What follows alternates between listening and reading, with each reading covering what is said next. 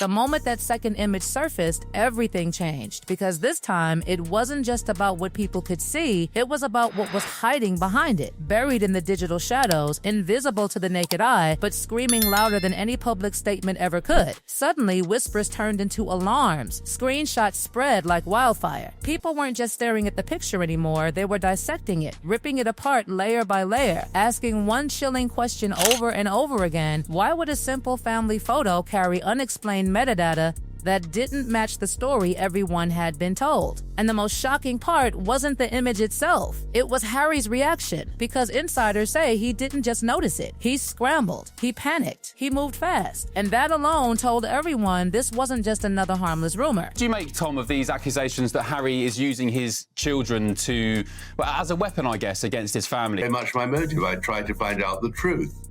And it was only by finding so many different, one way or another, silence Harry and Meghan, because otherwise these attacks from California. Tom Bauer just said something that has the internet absolutely losing it. And look, this guy isn't some random blogger chasing clicks. He's the one who's called out powerful people before, and his track record speaks for itself. So when he starts talking about Harry and Meghan's kids, people listen. But get this isn't just tabloid drama anymore. People are connecting dots. Timelines aren't adding up. And what should be simple facts about a family somehow feel like a mystery. And that mystery just got darker. Because according to digital analysts quietly discussing the image behind closed doors, this wasn't just a photo upload like any other. It carried a fingerprint, a digital trail, a timestamp that didn't align with when the image was supposedly taken or released. That single inconsistency cracked open a door nobody expected to open. Metadata doesn't lie. It doesn't forget. It doesn't care about narratives. It records everything. And suddenly, that silent data was telling a completely different story. Harry had spent years trying to build a life away from scrutiny, away from cameras, away from the suffocating weight of royal expectations. He escaped to California chasing freedom, privacy, control. He thought distance would protect him. He thought he could finally dictate his own narrative. But now, the very thing meant to protect his privacy, the digital photo itself, had betrayed him. Because once that second image surfaced, people didn't just see a child. They saw clues, they saw contradictions, they saw something that didn't make sense. So Lily arrives, right? And, it was orchestrated with the curating exactly. This guy has built his entire career on investigating people who try to stay out of the spotlight. We're talking about powerful figures whose lives are wrapped in secrecy. And Bauer is the one who goes in and reveals what's really going on. And what makes him credible, his track record backs him up. When he says something, it usually sticks because he's done the homework. And that's what made this moment so explosive. Because Tom Bauer didn't just hint at questions. He pointed directly at inconsistencies. He didn't accuse. He exposed patterns. Patterns that suggested something had been altered. Patterns that suggested something had been hidden. Patterns that suggested this second image wasn't as innocent as it looked. Behind palace walls, there has always been one unspoken rule. Perception is everything. The monarchy survives not on force, not on money, but on belief. Belief in tradition. Belief in legitimacy. Belief in continuity. And when that belief is shaken, even slightly, panic spreads fast. Sources said the moment this metadata analysis began circulating privately, phones started ringing, advisors started whispering, legal teams started preparing, because metadata is different from gossip. You can deny rumors, you can ignore headlines, but metadata is evidence. It's silent, precise, and devastating. All sorts of relations in Britain. He hasn't got a purpose. He's embarrassed with his charities in Africa. When Bauer tried researching Meghan's background, he kept hitting walls. He reached out to tons of her friends trying to get their perspective, and most of them completely ignored him. Why? Because Meghan apparently made it very clear nobody should cooperate with him. And that same wall of silence seemed to appear again. No statements, no clarifications, no explanations, just silence. And silence in moments like this is louder than anything else, because when everything is normal, there's nothing to hide. But when something isn't normal, silence becomes a shield against questions, a shield against scrutiny, a shield against truth. The second image wasn't even meant to become controversial. It appeared quietly like so many others before it. A simple release, a carefully curated glimpse into their private life. Just enough to satisfy curiosity, but not enough to reveal too much. But this time, something slipped, something tiny. something technical, something most people would never notice, but someone did. And once they noticed it, they couldn't unsee it. They saw a timestamp that didn't align. They saw file properties that raised eyebrows. They saw signs that suggested the image may have existed before the public ever knew it did. And that changed everything. Can you just tell them the truth? Can you say to the world, you're not giving him a title and we want to keep him safe?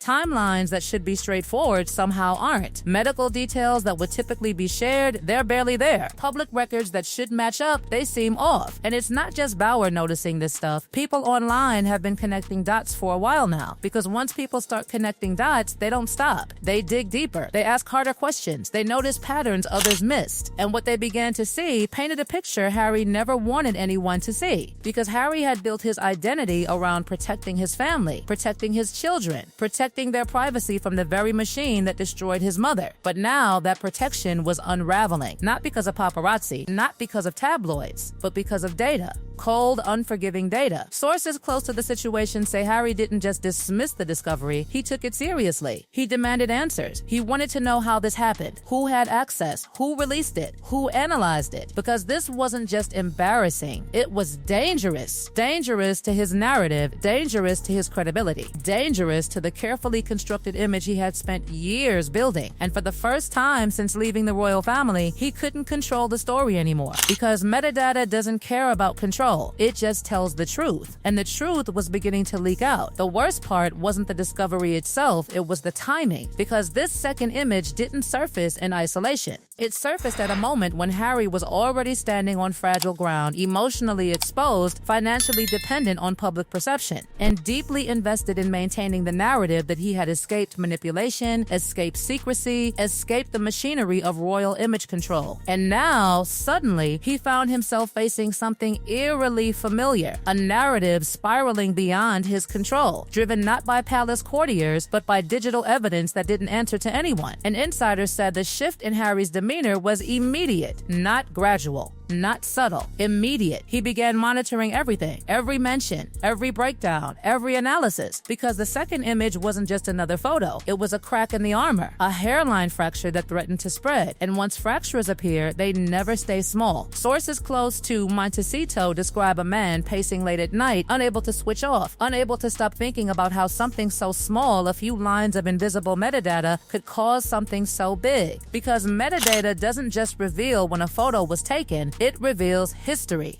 It reveals sequence. It reveals origin. And origin, in this case, was everything. Because origin meant timeline. Timeline meant questions. And questions meant scrutiny Harry couldn't escape. At first, the response was quiet, careful, measured. Legal advisors were consulted. Technical experts were contacted, not publicly, privately. Because the last thing Harry wanted was to draw more attention to it. But attention was already spreading. Quietly at first, then faster, then uncontrollably. People weren't just looking at the image anymore. They were analyzing it, breaking it down, examining every pixel, every detail, every hidden property embedded inside the file. Because once people realized there was metadata involved, curiosity turned into obsession, and obsession turned into investigation. Suddenly, analysts began asking questions nobody had asked before. Where was the original file stored? Who had access to it? When was it first created? Why did the metadata timeline appear inconsistent with the public narrative? Each question fed the next. Each discovery deepened the mystery, and Harry could feel it slipping because the narrative he had worked so hard to build was no longer stable. It was shifting, unraveling, becoming something unpredictable, something dangerous. And the most terrifying part wasn't knowing what people already knew. It was not knowing what they might discover next, because metadata isn't just one piece of information. It's layers, layers of history, layers of truth, layers of moments frozen in digital time. And once someone starts digging, they rarely stop at the surface. Meanwhile, inside his private circle, the atmosphere grew tense. Conversations became shorter, more guarded, more urgent, because everyone understood what was at stake. This wasn't just about one image. It was about credibility. It was about trust. It was about narrative control. And narrative control was the one thing Harry had fought hardest to reclaim after leaving the royal family. But now, control was slipping through his fingers, because unlike interviews, unlike statements, unlike public appearances, metadata couldn't be emotionally managed. It couldn't be reframed. It couldn't be persuaded. It simply existed, unchanging, permanent, unforgiving.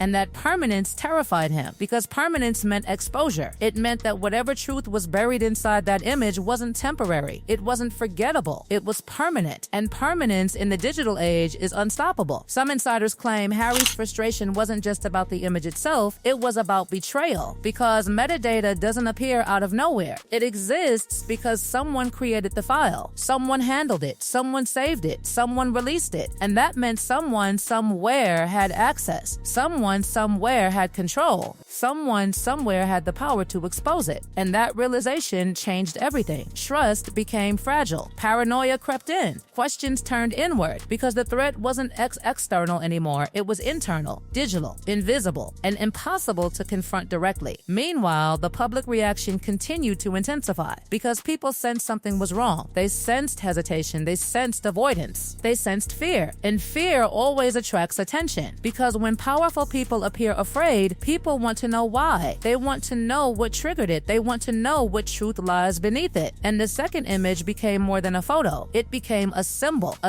of uncertainty, a symbol of secrecy, a symbol of something unresolved. Harry had spent his entire life fighting narratives imposed on him by others. He had fought tabloids. He had fought palace officials. He had fought public perception. But now he was fighting something far more difficult: data.